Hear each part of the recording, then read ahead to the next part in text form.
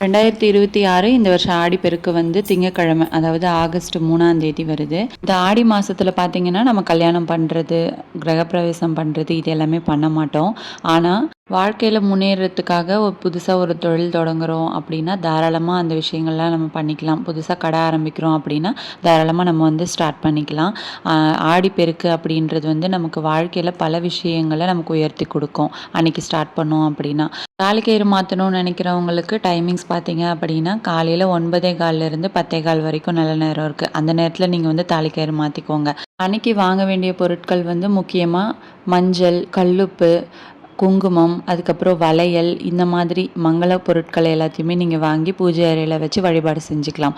சிம்பிளா வந்து ஏதாவது நெய்வேத்தியம் வச்சு, மெயினா வந்து ஒரு சொம்புல தண்ணி வச்சு நம்ம வந்து தீபம் ஏற்றி வழிபாடு செஞ்சுக்கணும். காவிரிக்கு பக்கமா இருக்கிறவங்க வந்து அன்னைக்கு அந்த இடத்துக்கு போயிட்டு பூஜைகள் எல்லாமே பண்ணிட்டு வருவாங்க. ஆனா, நம்மளால அங்க முடியாது அப்படின்ற பட்சத்தில வீட்லயே நம்ம குழால வந்து ஒரு சொம்புல தண்ணி புடிச்சு, அத வந்து நம்ம பூ எல்லாமே போட்டு பூஜையா நம்ம பண்ணி கடவுளுக்கு நன்றி சொல்லலாம். இந்த வீடியோ பிடிச்சிருந்தா ஒரு லைக் பண்ணிடுங்க. மறக்காம நம்ம சேனல சப்ஸ்கிரைப் பண்ணிக்கோங்க. நெக்ஸ்ட் வீடியோல பார்க்கலாம். Thank you.